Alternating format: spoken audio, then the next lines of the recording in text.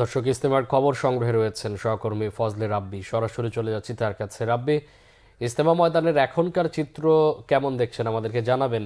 জুমার নামাজে মুসল্লিদের অংশগ্রহণ কেমন ছিল? জি মামুন, ধন্যবাদ। আপনি জানেন যে আজ কিন্তু বিশ্ব ইজতেমার প্রথম দিন। এই প্রথম দিন উপলক্ষে কিন্তু আসলে যেহেতু জুম্মার দিন, এই জন্য আসলে মুসলিম সমাগম এবং যে মুসল্লিরা এখানে কিন্তু আসলে ব্যাপক সমাগম জড়ো হয়েছে। আমার পেছন সাইডটাই দেখতে পাচ্ছেন টুঙ্গীর তুরাগ নদীর তীরে আসলে মুসল্লিদের কিন্তু আসলে ব্যাপক সমাগম হয়েছে এবং লক্ষ লক্ষ মুসলিম সমাগম এখানে আসলে জড়ো হয়েছে। এবং যেহেতু ইজতেমার প্রথম দিন উপলক্ষে এখানে ব্যাপক মানুষের সমাগম হয়েছে। এবং আরেকটা দিন নামাজের মধ্য দিয়ে, এবং এই মুসল্লিরা কিন্তু, আমি কয়েকজন মুসল্লিদের সাথে কথা বলেছি, তারা যেমনটা জানিয়েছে যে তারা কিন্তু আসলে এই যে বিশ্ব শান্তি প্রতিষ্ঠা এবং মুসলমানরা যে সারা পৃথিবীর মুসলমানের নির্যাতিত পৃথিবীর অনেক বহু দেশগুলোতে, এই দেশগুলোতে মুসলমানদের মধ্যে যেন ঐক্য এবং সংহতি যেন ঠিক থাকে, এবং সেই দোয়া কিন্তু আসলে সবাই জানাচ্ছে। এবং আজকের কিন্তু এই বিশ্ব ইজতেমার প্রথম দিনের জুম্মার ইমাম ছিল হচ্ছে বাংলাদেশি যিনি মাওলানা জুবায়ের হোসেন, তিনি কিন্তু তার নেতৃত্বে কিন্তু আসলে নামাজ সম্পন্ন হয়েছে জুম্মার নামাজ। এখন কিন্তু আসলে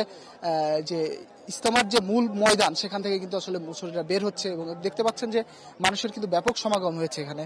এবং আইন শৃঙ্খলা বাহিনীর সাথে আমাদের দুপুর 12টার দিকে কিন্তু তারা ব্রিফ করছে। তারা জানিয়েছে যে আসলে এখানে আইন শৃঙ্খলা বাহিনী, র্যাব, পুলিশ সহ সেনাবাহিনীর টহল অভিযান সহ বিভিন্ন বাহিনীর কিন্তু আসলে ব্যাপক তৎপরতা আছে, যে অনাকাঙ্ক্ষিত যে ঘটনাগুলো অতীতে ঘটেছে, এই ধরনের অনাকাঙ্ক্ষিত ঘটনা যেন পুনরাবৃত্তি না হয়, সেজন্য কিন্তু আইন শৃঙ্খলা বাহিনী কাজ করছে।